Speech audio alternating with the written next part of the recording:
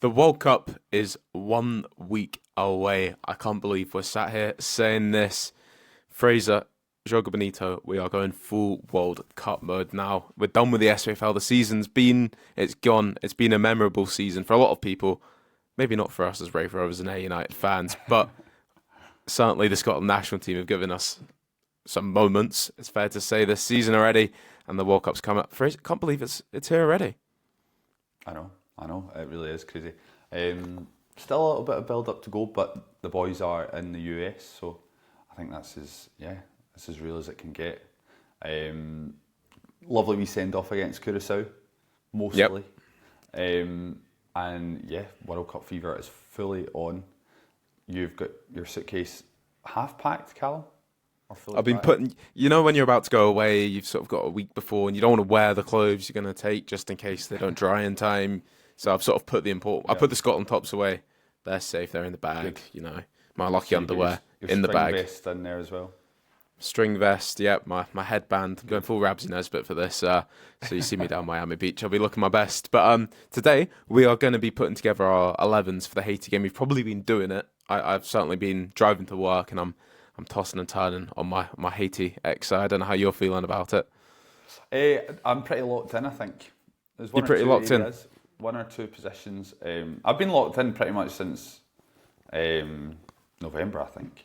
I think Steve will have been as well. But there's one or two not problem areas, but contentious areas. But we're going to go through them all. If nothing else, to save me from some terribly reckless driving, because I've been tossing and turning apparently whilst driving my car. But we're going to go through the team on this. Fraser, as you say, the World Cup is coming up soon, and I'm gonna be there, jetting off on Wednesday next week. I'm gonna miss you out there, buddy. I know. I don't really like talking about it.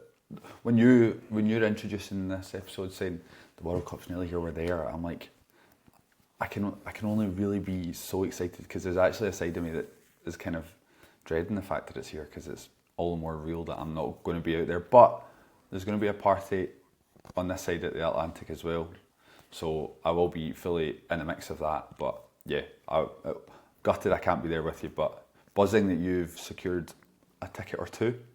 You're also £500 richer than me now after I did. I managed to put a purchase in thanks to you for my Brazil ticket. But yeah, oh my God, ridiculous pricing for it, isn't it? It is, but I mean, I know it's very, you texted and said, should I? And obviously my answer was always going to be yes. It's not your money, is it? It's not my money. It is. I don't think a football game gets better than this. And just Scotland, Brazil, in Miami. Oh my goodness.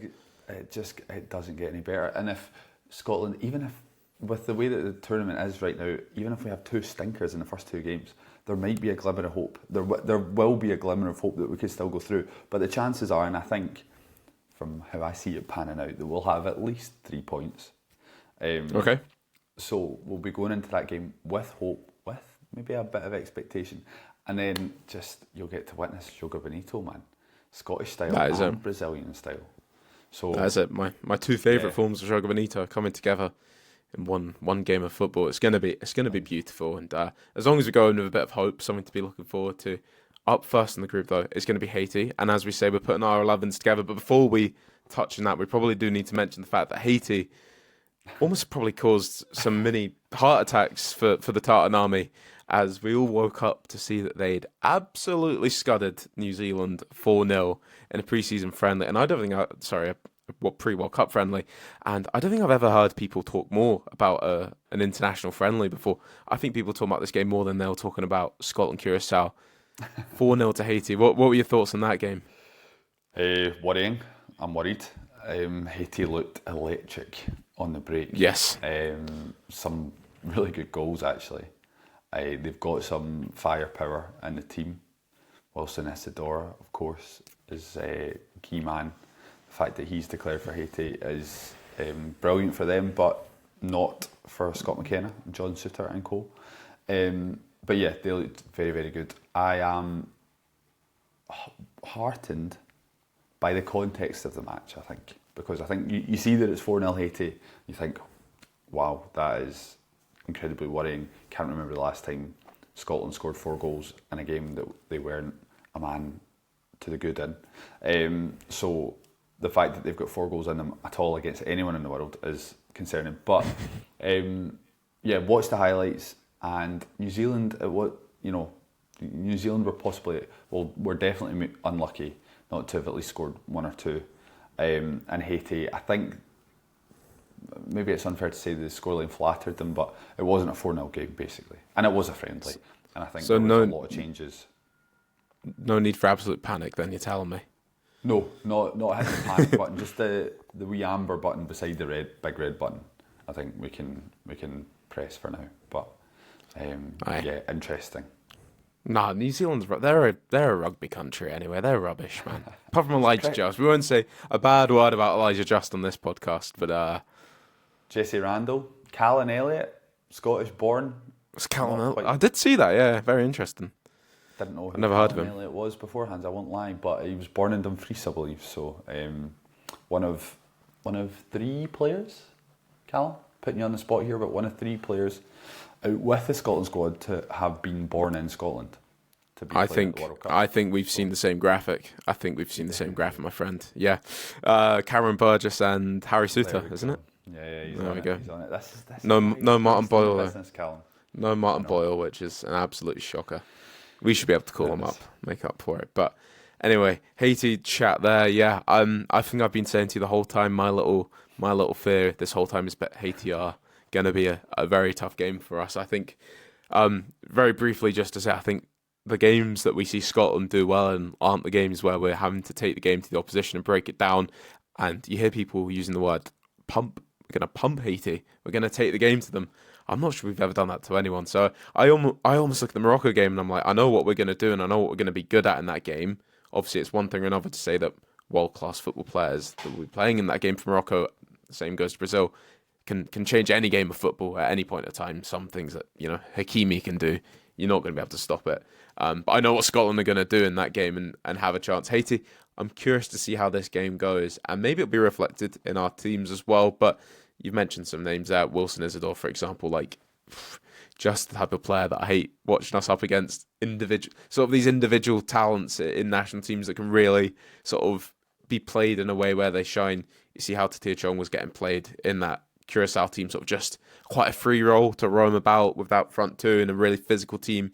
He was that little spark and took his goal really well. Christian Karetzes for Greece, players like that. If Wilson Isidore does get the ball, I feel like he's the last player that Scott McKenna and John Suter are maybe slightly lumbersome for being centre-backs, I suppose, at that level. Could be in for a tough game, but I've got faith. I've got faith in the boys. Yeah, just checking there, Callum. Are you mixing up the Dundee United left centre-back / full-back with wee Karetzas from Greece? Oh, Christian Karetzas, did I say? Oh, I am, yeah. Yeah, very different players. Sorry. Very different players. He's a good player, but... Oof, yeah, sorry. Good. I'm glad you were there for the VAR check there. They couldn't be any more different, the two of them. I think they're both left-footed, but that's maybe where the similarities are. That's true. Both Yeah. very skillful, but this Haiti team are not a team to sort of cast aside. I think I see Haiti.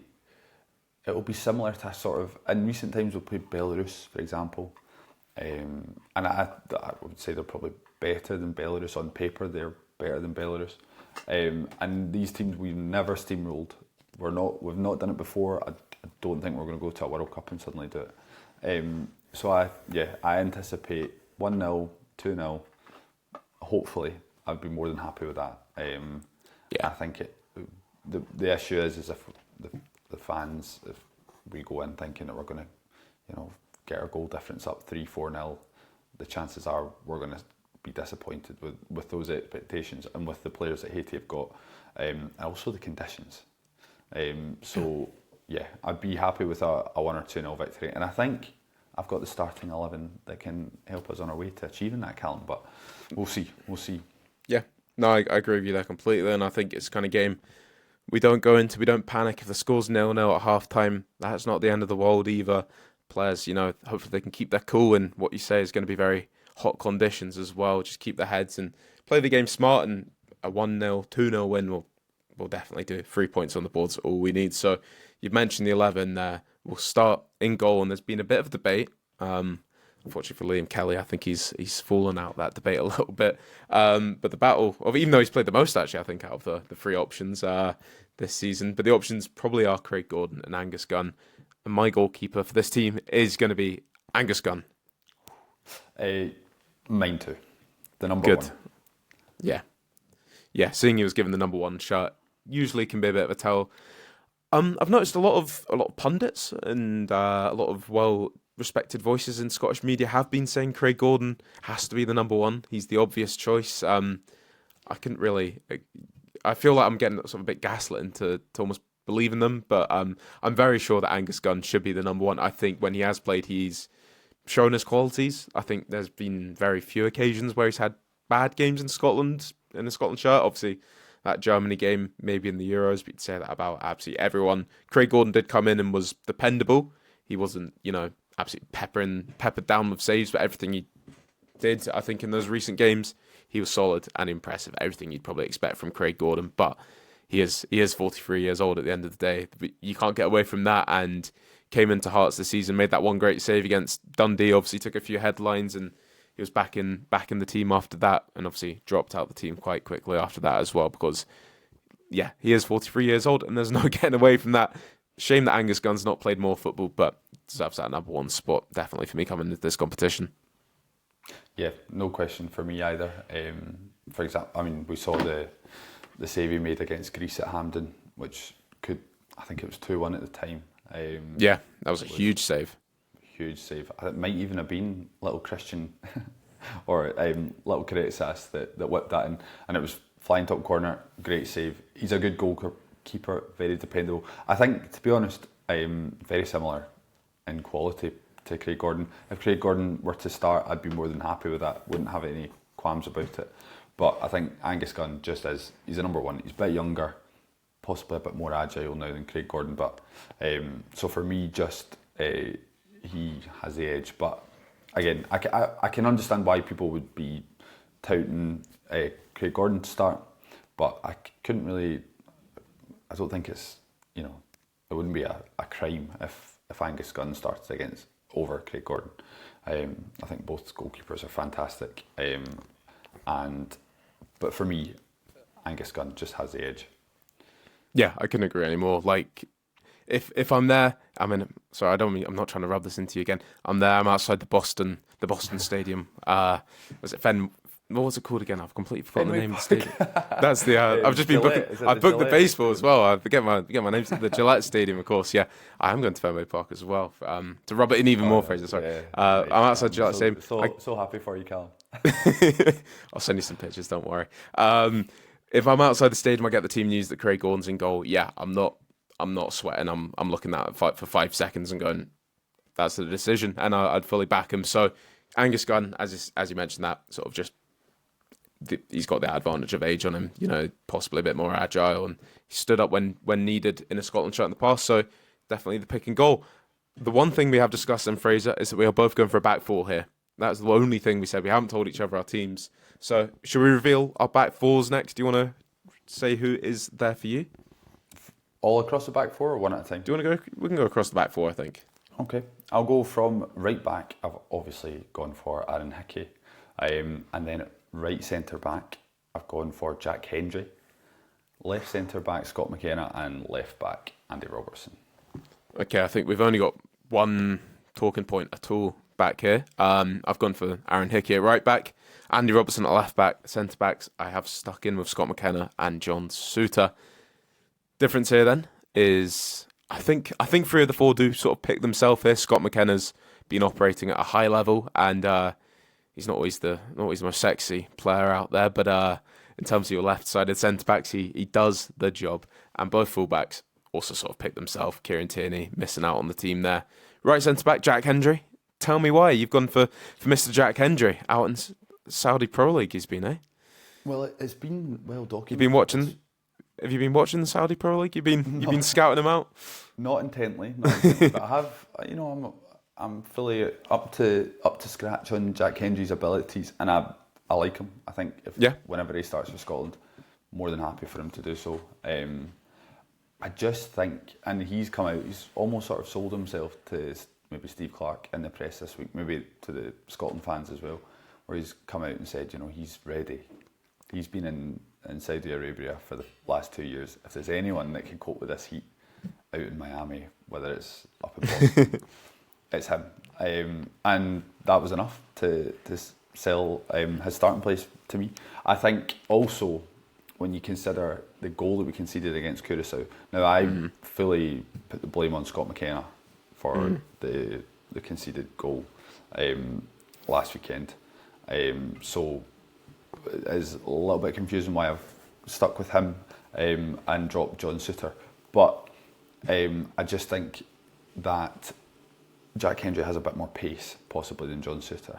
And against the Haitians, who looked electric on the break against New Zealand, I think pace will be key. So Jack Hendry, with his ability to deal with the extreme climate and also the pace and the extreme pace in the Haitian front line.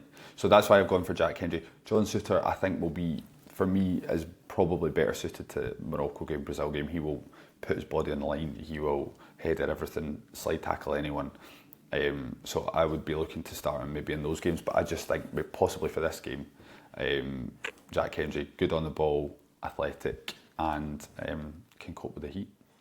Yeah, no, one thing's for certain, I don't know if John Souttar's going to deal with the heat too well. He's obviously got some Australian blood in him somewhere, but it's it's quite tucked away, I think. And John Souttar also does come into this maybe not in his best form. I don't think he's had an outstanding season for Rangers, to say the least. It's probably been a bit of a downer of a season for him in general in comparison to where he's been in previous years. I think it's probably fair to say, but I do trust him. I think he's dependable. Him and Scott McKenna have played together a fair bit now as well, and yeah, you are right. That turn of pace is a bit concerning. Neither him or Scott McKenna have a huge amount of that, and if we are playing quite a high line, then there could be direct running at us. I don't know how quick Jack Hendry really is. Maybe a bit more of a turn of pace than John Souttar, but I trust John Souttar. I think he's a good, sturdy, solid centre back that can play the ball as well. I think he's comfortable in possession, and I trust him overall. Might be my famous last words, that, but another one of those positions where you look at the options, then maybe not a huge amount between all of them. As long as Grant Hanley doesn't start this game, I'm probably quite happy. Nothing against Grant Hanley, I just don't think this is his game. So, yeah, agreed. I will counter you on that though. I think Scott McKenna's got pace. He is a quick centre back, possibly to his detriment against Curaçao because he was off the mark. I guess, yeah. Touched tight to the attackers, which led to the goal. That's why I'm quite happy for him to start. He was slack for the goal, but he's got pace, I think, on the left side. It makes sense, left-footed centre-back on the left-hand side. And then Jack Hendry on the right-hand side, I think, will complement each other quite nicely. But yeah, as you say, John Souttar, if he starts, I'm all for that. I don't think he's no slouch, but I just think Jack Hendry might be better suited to this particular fixture. And then I'd unleash Suits against the Morocco. They won't know what's hit them, man. Exactly. They will not know what hit them. Unleash Suits. Right, we'll move into our midfields then. Have you gone for a midfield 4, sort of, /5, I'd imagine? Midfield 5, shall we say. Right, well, yeah, I've gone for mid. Really. I've gone for a midfield. Yeah, 5 in the middle. Have you got 2 sitting players? Would you say, is it a 4-2-3-1? I'll give it away. Okay, we've gone the same then. Who are your 2 sitting players in this team then? So Ferguson and Christie. That decision made all the easier, unfortunately, as a result of Billy Gilmore's injury. I think I was saying to you previously or on Saturday after the game, Callum, that watching that initial challenge or sort of accident between Billy Gilmore and Bacuna was gut wrenching, because I've seen it before. It just looked, especially for someone Billy Gilmore's size, to have someone Bacuna's size land on top of him, and it just looked, his leg was outstretched, and I thought he's not going to last the game. And I was worried at that point actually, and he started limping. I thought he's done. He'll come off, and I regrettably wish that he had actually just gone off at that point, because you never know. maybe had he come off at that point, might have been a minor injury that could have been managed, but obviously that wasn't to be the case. So just gutted that Billy Gilmour's not going. But the one only benefit, I think, well, there's two benefits to it. One being that Tyler Fletcher's been called up for the experience, and the second benefit is it makes my starting 11 a little bit easier, because I'm quite happy then to go for Ferguson and Christie alongside each other. I think they just complement each other perfectly. I think you agree, Callum, as well. But I wouldn't be shocked if we got the same sort of five in that 4-2-3-1 in the middle. I wouldn't be shocked if we got the same ones here, because this really was the one game I would look at as well and say, Billy Gilmour, you really want him to start, because he's that one player that is so capable of just completely dictating a game and being a bit of a calm head in what is a very energetic midfield, a robust midfield. He's the one that can sort of pick that ball up. And I think against any football player in the world, whether he's playing Brazil, Morocco, Haiti, Billy Gilmour would keep it calm and steady. And in a game like this, where hopefully Scotland are going to see a lot of the ball and just want to be calm and not give any silly transitions of the ball over, because we've seen how quick Haiti can be, you would have wanted Billy Gilmour to start in this game. But I agree, no clue who you drop out in this team, because Ferguson and Christie are certainly my midfield two, and a midfield two that I'm very comfortable with and I'm very confident about. I think we saw what they could do for 15 minutes against Denmark before Ryan Christie then had to move back out onto the wing. But Christie's been so good in there for Bournemouth for a while now, and Ferguson has that real steel and battle in the midfield that you sorely miss when he's not there as well. Well, exactly, and we saw it. We saw it in the 28 Summers film the other night, that Andy Robertson rated Lewis Ferguson as the most valuable and most important player to the team throughout the qualifying. Someone that really stood up, didn't he? I think that's what he said as well, yeah. Exactly, so I think he will be crucial at this World Cup, and I think I do like the balance of having a Ferguson type player and a Christie type player there in a midfield too. I love Ryan Christie. We've gone over this at length. He so versatile, which I think at times is to his detriment. But with this position, I think this is his best position. And playing along someone who's a bit more willing to stick the boot in. Not that Ryan Christie isn't. He's also quite combative, but I think the technicality of Christie and then the physicality of Ferguson just complements each other perfectly. So that's the midfield two that I would like to possibly start in every game, actually. But certainly against Haiti, I think will be crucial. Yep, and in front of them, I will go for John McGinn, Scott McTominay, and Ben Gannon-Doak. I think another three players that maybe pick themselves. I struggle to see you disagreeing with me there. There's one. I agree, but there is one slight change that I would not be too upset about, and I think on form, I wouldn't be against Finlay Curtis starting it ahead of Ben Gannon-Doak. Oof, that's a big claim. That is a big claim.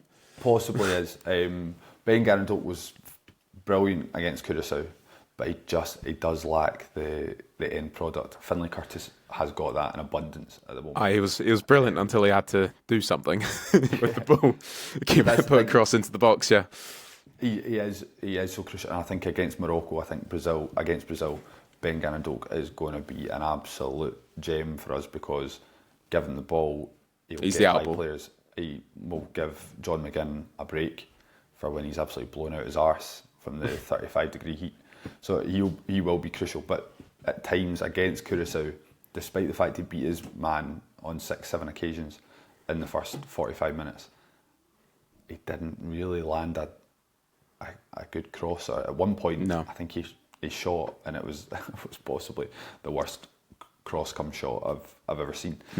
So that's my only issue with Ben Gannon-Doak. To be honest as well, to jump onto what you're saying there, Fraser, I feel that's been the case for a little while for Ben Gannon-Doak in a Scotland shirt. He's not had a huge amount of moments. Obviously, a good cross against Denmark, an incredible cross against Denmark, we'll remember forever. Got his goal against Greece, but there's not been a huge amount of end product consistently from him for a little while now, and I don't know if that's something that's just maybe in his head a little bit when he gets into those areas. He's sort of beating his man, then trying to beat his man again, or find the perfect cross, and it's just not quite happening for him. He is a bit of a maverick. I think he just can go out onto a football pitch and switch away from things and really make something happen out of nowhere. So I'm confident he can do that in a World Cup, but I can see why you wouldn't be disappointed if that change was potentially made. And just to jump on as well with a separate point, separate to what we're talking about here, is what Steve Clark might actually do. Is I've been saying to you for quite a long time as well. I think he really fancies a 4-4-2. I really think he does, and I think he's going to go over 4-4-2 in this game. Someone has to drop out, unless Scott McTominay is a striker. But I think he wants an actual front two, because I can certainly see the argument that we struggle to really light it up in terms of goal scoring, and if you have two up there, they can get close to each other, play off each other. I think the striking options he's got as well, there's actually quite a lot of nice combinations there. Shankland can play off Dykes or Hurst or Adams. I think they connect quite nicely. I think he might find to that front two, so someone would have to drop out of that midfield five, and it could be Ben Gannon potentially. I don't know if you'd see Ryan. You could see Ryan Christie and John McGinn on the wings. Scott McTominay, sort of how he played Denmark away, I believe. Scott McTominay and sort of John McGinn with the wide players in that game. You might be able to correct me there, but I wouldn't be shocked if that's maybe how he starts when it actually comes around. That's my worry, and I can see the sort of theory behind it. I just don't think it works for us. Unfortunately, I think if you're going to play 4-4-2, we need width and we need pace in the wide areas. And I think then to lose Ben Gannon or Finlay Curtis would not be a good thing. If you're playing with the two, you'd be wanting Shankland, Dykes, Hurst, Adams, whoever it is. And then you have this real issue: it's who do we drop out of McTominay, Christie, Ferguson, obviously in that midfield. I would personally, that midfield I think, four. Unfortunately, and it's kind of rubbish, because I think he's one of Scotland's best players. But if you're going to play that 4-4-2, I think you then have to maybe drop Ryan Christie. Which is nuts, because Steve Clark loves Ryan Christie as well. He's always one of his first names on the team sheet. So I couldn't see it happening personally. I'll be really curious to see how he does do it if he goes for that midfield four, and he might have to drop a big name to do so if he wants to do it. So my other concern as well, and I don't whether or not he'll have seen what I saw. I'm sure he definitely didn't, because he'll have seen a lot more than what I saw. But I think, to labour the point on the goal, I think the goal at the weekend, which was fantastically taken by Chong, but I think the reason that goal came about was because of the lack of players in midfield. And I think there was a big gap between the midfield and the defence. Scott McKenna was sucked in. He was dragged right in by, was it Locadia, I think, at the time? Left a gaping space for Chong to run into, and that left John Souttar with an uphill battle to get back. A huge gap in front of him, Exactly. And that's my concern there. And I think if you play 4-4-2 and you're playing with Scott McKenna, you'll be looking to sort of cut out those balls or get touch tight to the striker that might drop in. And from that, I know it was maybe one isolated incident, but it led to a goal being conceded. So for me, I think our best players are in midfield. I think we need a 4-2-3-1 for me is the way forward, and to have Scott McTominay can get right up there, to give away my next pick, but can get right up there around whoever the striker will be. But that's my concern, and I think Scotland are much better when they've got a player in the profile of Ben Gannon or Finlay Curtis, at least on one of the two wings, and then John McGinn on the other. So. I do agree with you. I think he is joking to go 4-4-2, but I'm hoping. I don't think the game against Haiti is the one that he would do that. Potentially, maybe against Morocco or Brazil, and he would employ that sort of tight midfield four like he did against Denmark, and then just go with the big boys up top, Adams and Dykes, to just stick themselves about and ruffle some feathers. But again, as you say, wouldn't be that surprised if he was to go 4-4-2 against Haiti. Yeah, I find it fascinating if he does. I don't know, that makes me sad. I find it fascinating to see what players he would choose in there, which one he'd have to drop out. That's so interesting. But I do agree. Whenever you want those centre mids to, at least one of them to get up and support at times. And I think you're right. Maybe in that first half, especially, Shankland was very anonymous in that first half. I don't think he obviously ended up having a very good game of football, but I just don't think he saw much of the ball at all, and Hurst, the ball sort of bouncing off him. And at that point, you're maybe needing one of your centre mids to push up, get that extra support into the box. But as soon as them went up, the pockets of space between the back four and that midfield that you've touched on there is where we're absolutely getting killed. Because as soon as one of them comes out, the gaps were huge. So it is a concern, and that's why I'm going for that 4-2-3-1 with Scott McTominay at the 10. And do you want to reveal who he'd be supporting in your ideal system? Yes, I think on this occasion, and it's based on his performance against Curacao, it has to be Lawrence Shankland. Yeah, and I'm banging the drum. I'm doing it for the two of us. All right, I'm being the delusional Shea Adams fan, and I'm saying Shea Adams. I think we're the two fans of Shea Adams here. So I've been the one that's stuck to our principle, our joint mission to make sure the world loves Shea Adams. Like Lawrence Shankland, I completely see why you'd pick him. Part of my thought process comes into this, something I've mentioned to you already. I think Lawrence Shankland, if we're looking for a goal in the game, and potentially to his own detriment, this sort of comes in, is he's the one out of any of them that I'd want to have on the bench as an option to bring on, because I think he can come on and get that goal like he did against Denmark. I'd rather he came on. As I said, I'm a big Shea Adams fan, but bringing him on as an impact sub's not probably what I'd see his best role being. Obviously, you've got the big boys that can come on as well and cause a bit of an issue, but Lawrence Shankland's the one I'd want to chuck on if the game's 0-0 and tight, and I'd fancy him to nick a goal. So maybe to his detriment, that partly came into my thought process here, but I'm a big Shea Adams fan. But why have you just tipped Lawrence Shankland for that? It is based on the Curacao game, and you mentioned that he was anonymous in the first half. I actually don't think he was. I think he linked up really nicely with Ben Doak down the right-hand side at times. Perhaps a bit worrying that he was having to drop into those positions in the first place, but he was doing that sort of Harry Kane. His link-up play has always been brilliant, as you know, as an A United fan. So exactly, and he was linking up really nicely with Ben Doak down on the right-hand side. He was anonymous in the box. There's no doubt about that, but I think his overall play was decent. He was out looking for the ball because he wasn't being fed it, basically. But then in the second half, he showed his quality and he scored 2 goals. And I do think that playing against Haiti, if he's got Doak or Curtis to be whipping balls in from one side, if he's got McTominay and McGinn to be running past him, getting to the byline, cutting balls back to him, I think he will score. And he's in such good form. He scores in the big games, he scores in the wee games. He's full of goals this season. So that's why I've gone for Shankland. However, I'm incredibly glad that you did go for Shea Adams because he's my boy. And I would quite, if Clark starts Shea Adams, I'm more than happy for that because I think he plays such a vital role. And I've said it before, we've said it on multiple occasions. I think he is the best at what Clark is wanting out of the strikers, especially as a lone striker. Shea Adams he can run, he'll put himself about, he's technically very good, whilst a lot of the Tartan Army don't think that's the case. And he can score. I know he doesn't score bucket loads, but he can score.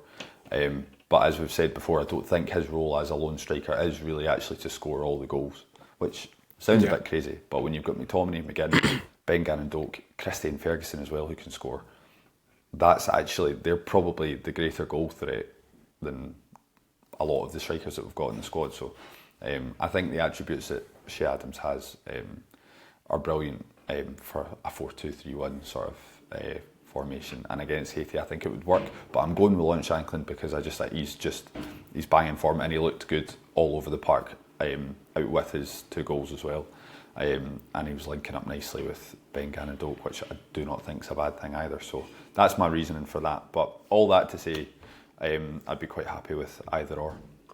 Yeah, I mean, I partly would like to say I'd be quite happy if Lawrence Shankland start, just so the two of us, you'll be in the pub, I'll be at the game, not having to go around just debating why Shea Adams is a good player. Because that's kind of one of my worst nightmares. I hate having to do that. Because Lawrence Shankland is also a brilliant player, and of course, if he was to start up there, I'd be confident as well. I think the point you've touched on there is probably the argument we've made time and time again when we've been having discussion with each other or other people about Shea Adams, is that he does provide so much quality to let the other players play. And there's a reason why Scott McTominay has been the talisman for Scotland. John McGinn's been the talisman for Scotland at times as well. It's because they've used strikers that enable that. The way that Che Adams plays, the ball sticks to him every time it comes to him. He's popped up with a few goals, and there's also been games where his finishing should have been better. There's no getting away from it. You look at that game against Greece. His finishing should be better. He's a striker. So that is the one thing that the Lawrence Shankland does has, is he can finish, but his link-up play is also really neat. But I just think Che Adams, in terms of that link-up play, is a little step above, just because I think the ball really does stick to his foot. And in a game like this, where the boys are going to be nervous out there, there's no getting away from it. It's going to be a bit of a frantic start to this game. I think you maybe just, for me personally, I like the cool head of Che Adams. I think he is always quite calm in these situations, in high pressure games like that. I think he does look after the ball. He's very tidy. He'll get his teammates involved. He'll get touches of the ball for McTominay and McGinn and in and around him. Whilst Lawrence Shankland, I do trust him. I don't know. I just got a bit more faith in Che Adams to play that role where the ball will pop into him and it won't pop off him, and he'll look after it and he'll find his teammates. But as I say, I would have no issue with Lawrence Shankland if he was starting up there, because he certainly deserved it for what he's done this season and what he's done in a Scotland shirt recently. So we're pretty similar on our teams there, I think it's fair to say. So you think we'll be seeing a bit of that, Callum? I don't think so, but I think he'll be assisting someone. And then if he wants to do his celebration, you can't really celebrate if you're assisting, but you can get a goal. And you know what actually kind of sold it for me was when we watched 28 Summers, as you touched on, great film. A few of the pitch side goals that they showed of Che Adams scoring in the super slow motion, and you see the way he like pulls his touch in and gets it out with his feet. I think it was the Belarus away game. So one about the opposition. The touch and the way he just dug it out of his feet. I don't think there's many players in the Scotland team that can do that. I think he's so tidy with stuff like that. So watching that documentary also kind of sold Che Adams for a bit for me. Albeit he's got a bit of a big snack drawer in his Turin penthouse. I'm not surprised. I reckon Lawrence Shankland's got probably a bigger snack drawer.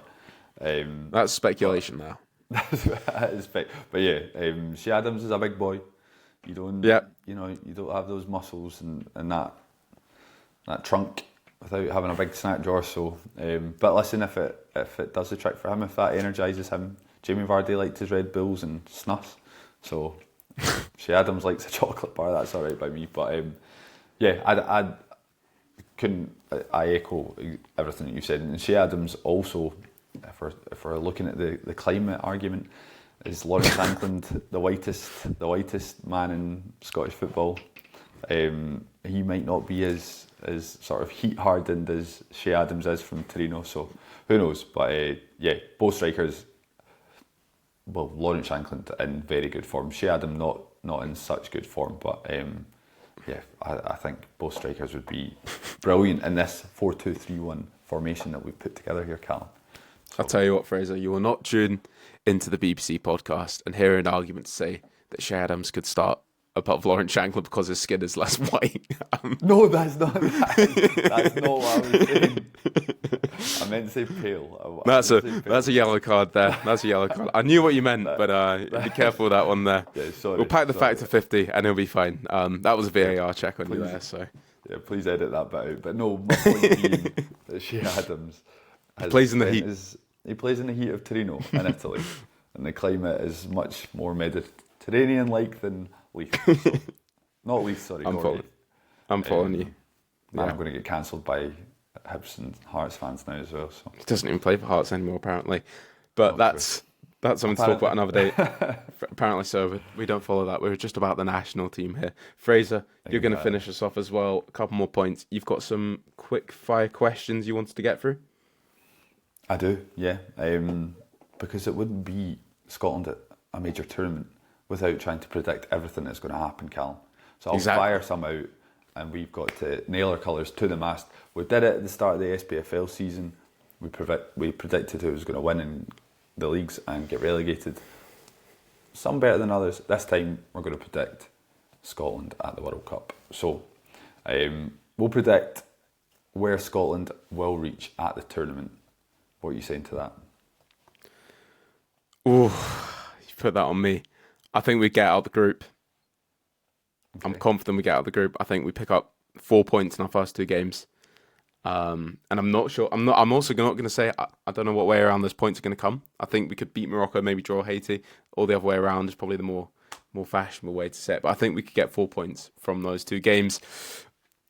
Probably get a tough draw at that point. Ugh, I wanna be excited if it happens. So I'm not gonna set the bar too high.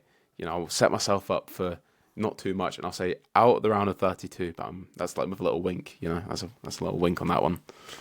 So we're going out. We're getting to the round of 32. We're getting to the round of 32, and then we're knocked out. Wink. How much money would you pay for a last 16 ticket? 3 grand, 4 grand. Depends if we're playing. I've run out of money actually. Sorry. Curacao. For me, I'm going to nail my colours to the mast here. I'm going to say round of 16. I think there is an air about this Scotland squad. I think there's something special coming. We're in a tough group, yes. I think we'll beat Haiti. It won't be pretty. There'll be some rumblings saying, we maybe got away with one, but we'll win, and then we'll come out with a performance of our lives.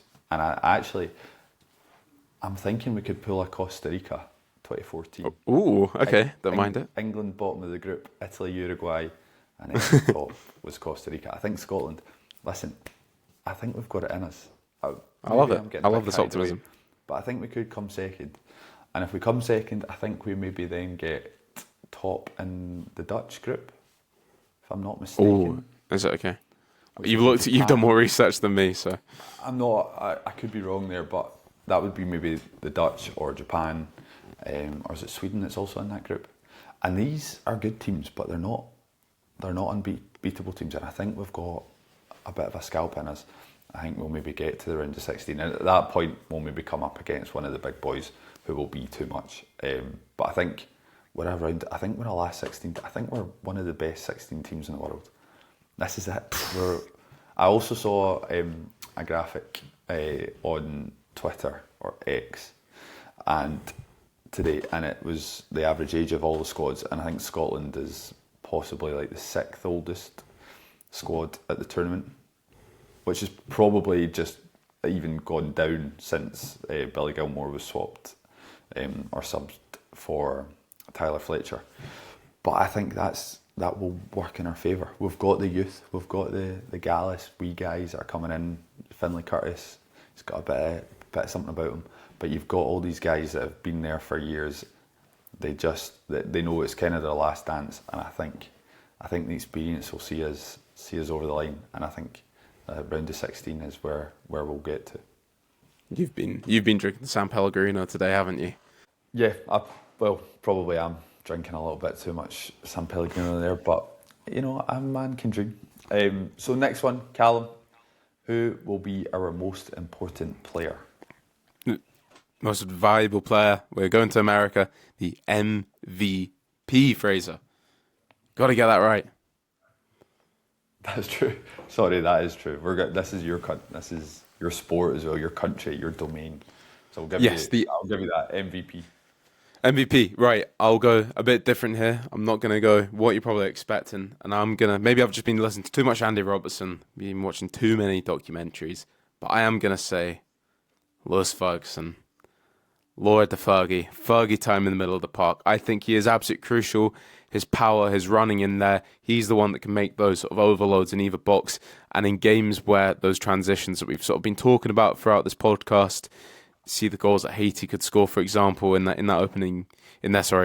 friendly against New Zealand, what they'll do in that opening game, the qualities that we'll need to possess in the next two matches where we'll need players back in the box to clear away dangerous crosses and just to get themselves in front of shots and block them. I think Lewis Ferguson, he's the man that offers that, and the way he'll play, whoever's alongside him, potentially Ryan Christie, maybe Scott McTominay a bit deeper at times, whatever it's going to look like, I think Lewis Ferguson is so important in there, getting through an absolute power of work so that the flair players can, well, I say the flair players, your John McGinns of the world, who's maybe not used, the word flair might not be used with him when he's at Aston Villa at times, but certainly in a Scotland shirt, he's the one that can come up with those magic sort of moments. And Lewis Ferguson, I think the power of work he does in midfield, he's my pick for my MVP.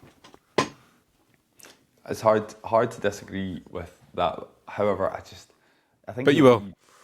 I will disagree because I'm not going to overthink this one. Normally, I try and overthink it, and I'll say Dominic Hyam because he'll come on and he'll be crucial. No, not this time.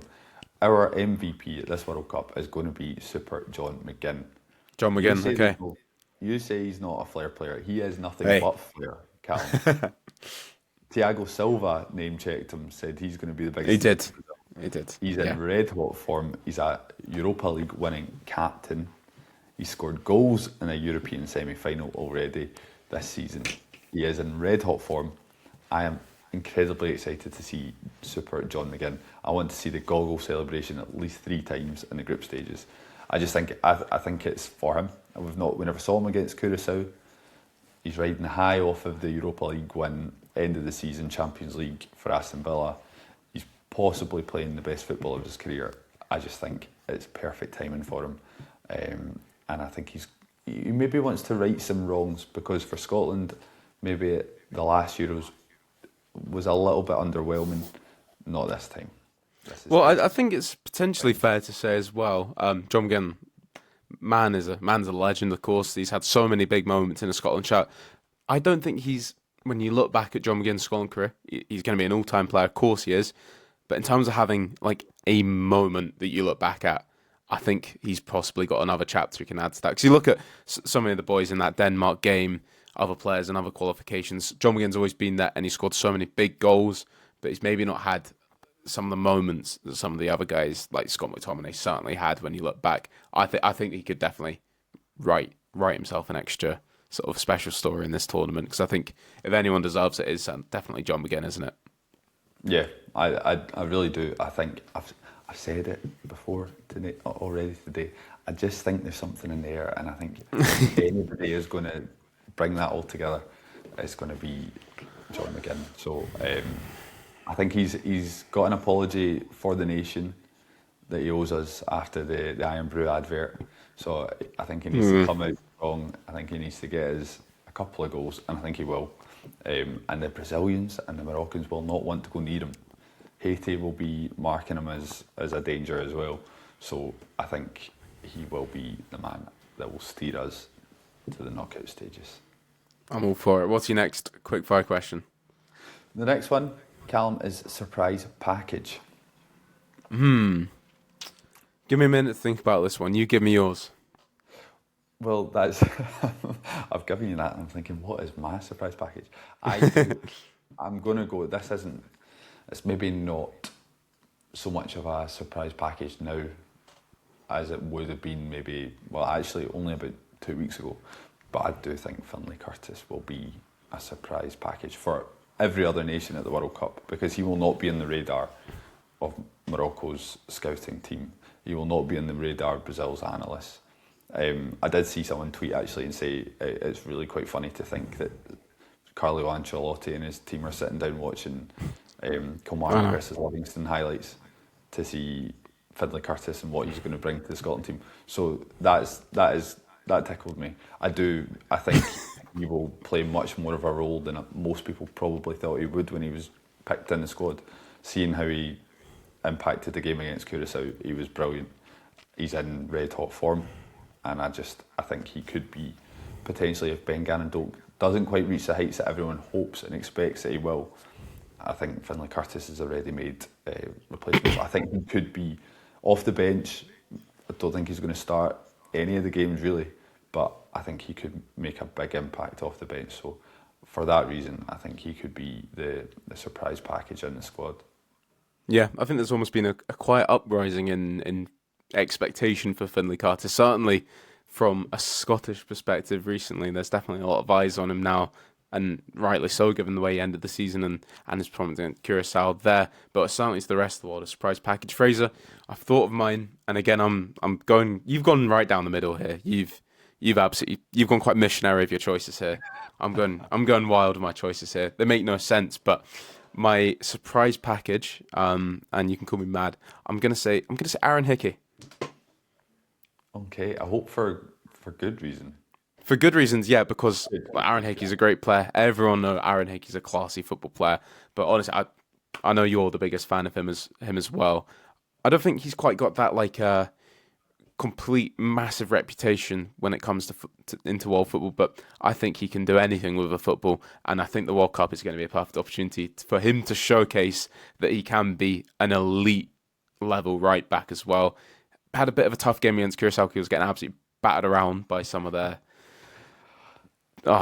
absolute brutes in that Curacao team, trying their best to injure our star players. But Aaron Hickey, I think he will show off in this competition that he'll be playing up against Brazil, and he's going to look like he was from the favelas. That's my prediction, all right? Because I think Aaron Hickey, he can come inside into the middle of the pitch with the ball, comfortable with his left foot, comfortable with his right foot, solid defensively from his experience playing in the Premier League now. And I think this is going to be a real time for him to, like, on a world stage, show everyone, you know what, I could be a right back that could step up. I know you've made this argument before. You always saw him as like a Pep Guardiola sort of Manchester City fullback.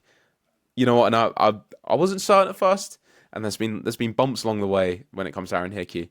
But I think when he's fit and he's firing and he's doing his best and he's absolutely strolling it, he can stroll it like the best of them. And I think this World Cup you'll see that he is hopefully you're going to see that he is the elite player that I think we both believe that he is, and we know that he is. So that's my wild card pick there. It's like everyone knows how good Aaron Hickey is. Of course they do, and he's one of the first names on the team sheet if he's fit. But I think he's really going to strut his stuff out in Miami and Boston.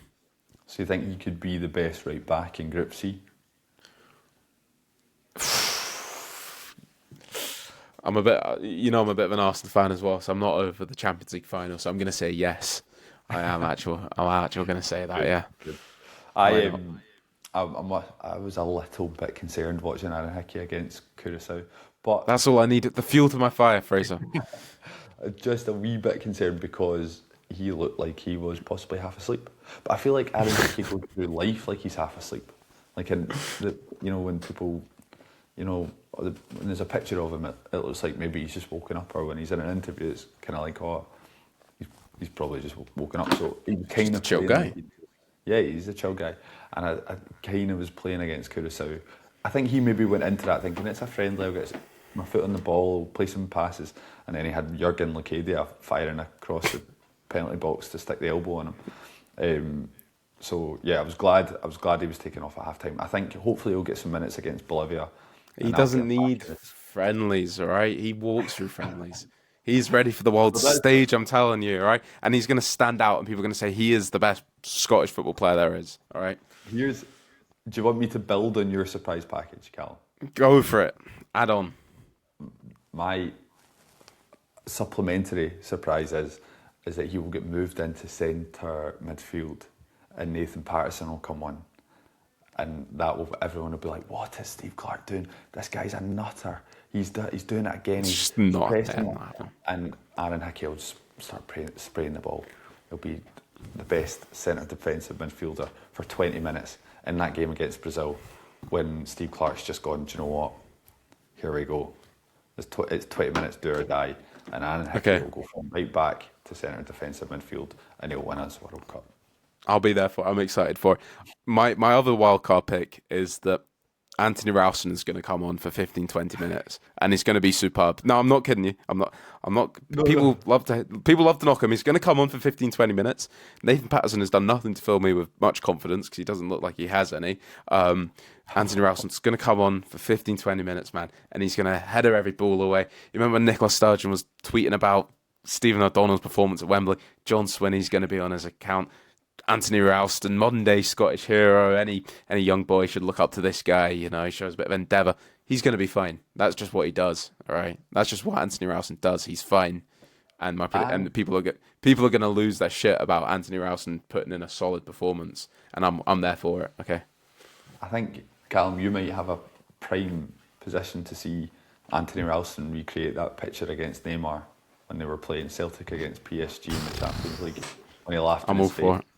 They might be doing it warming up at the side because they'll both probably be on the bench, but I'm there for it. He does it. I don't care if it's in the stand beside you, or if it's on the side of the pitch, or in the penalty box. Who cares? I just want to see a picture of Anthony Ralston laughing at Neymar again, and Neymar saying, "Oh, it's you again, mate. Piss off." This week, I've never forgot you. Right, that's my pick there, Fraser. Any more questions, or is that us? I've got one more just One before more. you go off to bed there, Callum, not that, it could be the morning, it could be night, whenever we're filming this. But you're obviously getting into American time zone, aren't you? So, Exactly. who do you think will be our top goal scorer at the tournament? This is This goals comes for us. th- Own for us. goals count. Okay. This does come with the caveat that Scott McKenna scored equal amount of goals at the Euros as our top goal scorer at that tournament, which was Scott McTominay with 1. So, we don't score an abundance of goals, but maybe this time we will. Well, of all the Rangers slash Hearts fans, maybe in committee, didn't turn off when I said I didn't want Lauren Shanklin to start the first game. I still think Lauren Shanklin, either way, even if he wasn't started, is a crucial player for me in this World Cup. And I will say Lauren Shanklin, even if he doesn't start, for me, would be our top goal scorer at the World Cup with 3 goals at least. Well, there'll be a little tear in my eye if that's the case. I'll be wearing his signed shirt, Shanklin 17 with pride. But for me, I'm going John McGinn. I think he's the most important player, and with that, he's got goals in him. He is going to score 3 goals in the group stage, and I don't think he's going to stop there. But I'll leave that to the imagination of Miroslav Klose, watch out, pal. No, I'm gonna my prediction then for the Haiti game. If we can finish off on that as well, I'm gonna say 2-0 Scotland. It's gonna be 0-0. This is fitting into my picture of some put in here. I'm not gonna say Hick into midfield, but I'm gonna say 15 minutes left to go. Lauren Shanklin has been introduced off the bench. It's 0-0, and he's gonna score 2 goals in the last 15 minutes to secure a 2-0 win. Oh man, I imagine this scenes. It'll be 3:45 in the morning over here. God knows what Aye. time it'll be over in Boston. Love that. Aye, they came when we were celebrating Kieran Tierney's goal still against Denmark. You're still kind of buzzing, a bit nervous. Yeah. And the other team put the pressure on, and then bang, Kenny McLean just scores from the halfway line. That would be like Lauren Shanklin's second goal against Haiti. That's when the party will really start, okay? That's my prediction in. What's yours? I think 2-0 as well. I think it will come in different circumstances though, but I think we'll have a turgid 40 minutes to start, and then we'll rally for 5 minutes, grab a 45+1 goal. We'll go in, everyone will be saying it's a Steve Clarke masterclass, despite the fact we've not been at our best. We've ground out that performance in the first half. Second half, we'll get a little bit of a scare again from Haiti, but then we'll ease up the gears, and in the 70th, 80th minute, Scott McTominay will put a seal on it, 2-0. Okay, I'm all for it. In a similar fashion, I could maybe see us going a goal behind as well, and then rallying to win 2-1 with my 2 Lawrence Shanklin goals, okay? It's going to be, whatever happens, I think if we do go down, people don't panic. All right, that is also my one bit of advice. There's no need to panic. If we go 1-0 down, we'll still win. I'm sure of it. I'm sure of it. Honestly, 1-0 down, that's fine. weirdly, Give them a goal, actually. Just give them a goal. I don't care. We'll still win. that's one of the most beautiful things about this Scotland team now is that Aye. I know it was a friendly against Curaçao, but when we went 1-0 down, I thought, we're fine. We'll win the game. We've Against seen this Denmark, script before. We've seen this script a few times, yeah. Exactly. Because we've seen it. Because we have seen it a few times. If we go a goal down, it's not the end of the world. So that's the beautiful thing now that we've got goals in us, that we can come back from losing positions. But hopefully we're not in that situation. But you know what? I couldn't care less. We can go 3 goals down as long as we win the game and we make it through to the last 33 hours. I'd kind of rather we went 3-0 down and still came back to win a game. That'd be unreal. So hopefully that prediction comes in. If we won 4-3 from 3-0 down, come on. It'd be phenomenal, but Steve Clarke wouldn't be in the job. I think the population of Scotland would have hounded him out by that point. And it'll be Stephen Naismith that will be fielding the team in the second half. So. Well, hopefully that doesn't happen, but... I hope that doesn't happen, but whatever happens, it's going to be entertaining in some capacity. So, Aye. What a couple of weeks we've got, Callum, you especially. It's going to be huge, and we'll have a couple more episodes as well, hopefully before the game. Lots of previews to come, but we thought we'd jump the gun early because it's all we can think about is that first 11, isn't it? So, Exactly. Just quickly, what do you hope to see against Bolivia? Oof. probably 90 minutes for whichever goalkeeper's going to play. Certainly strong minutes if it's Angus Gunn. Get him in from the start. Bit of rotation, see the boys handle the heat all right, but just give I think that first 11 a run out at least for 45 minutes as a group, so they can sort of start to work together, and maybe a different formation in each half as well. See how that back three could maybe work for 45 minutes. Some minutes for Kieran Tierney in some way, shape or form. Probably would like to see that starting 11 for that first half though, and then maybe the back three in the second half. Nice. For me, could not care less. No one. I will be watching the game through my fingers. I do not want any more Billy Gilmore situations happening again. It was already tough enough to take. So for me, I think we've seen enough. I've seen enough anyway. I'm sure Steve Clarke would like to see some more, but I just don't want to see any more injuries. No. Just get through this game, clap the fans off at the end, and get back on the massage table afterwards. That's what I hope to see. No, of course as well. Handle the heat right. Hopefully Bolivia don't have any hitmen like the Curacao team clearly did. Don Carlo on the phone, eh? Who are they lining up next? So that's all I care about. That was out for blood, man. Oh, I know he was. He was, and then I know I keep saying just quickly, but one answer, one word, no analysis. Who's winning the whole thing? I've not really thought about it, honestly. I've not. You give me yours. Who's yours? It has to be the French, doesn't it? I'll say Spain. Nice. I prefer that, actually. I prefer Spain to win it because I like the way they play more, but France are just stacked. Absolutely I know. stacked. So Spain, though. We'll see. It's going to be good. It's going to be a good competition. It is 104 matches. Wow. I'm not going to sleep a wink. Me neither, buddy. Next week. Can't wait. Yeah, cannot wait. So that rounds it up, Callum. Another episode in the bag for Joga Bonito. All right, and we'll be back with another preview, I'm sure, before that Haiti game. A few more talking points to come, but I'm just buzzing for it. 1 week to go, and I'll get my bag packed, and we'll be speaking very soon, I'm sure. We will, yeah. Before we go 50% international, 50% domestic. Looking forward to it. Yeah, buzzing. Go and get your pants ironed, mate. I will do. My lucky pants. They're in the bag. Good. Get that hole stitched. Exactly, yeah. And on that bombshell, as ever, that's another episode of Joga Bonito. Fraser, thank you very much. Yeah, pleasure as always. Yeah, no, thank you for having me. And I'll let you have the final words. Yeah, Joga Bonito is only just getting started, but it's Bonito. Perfect.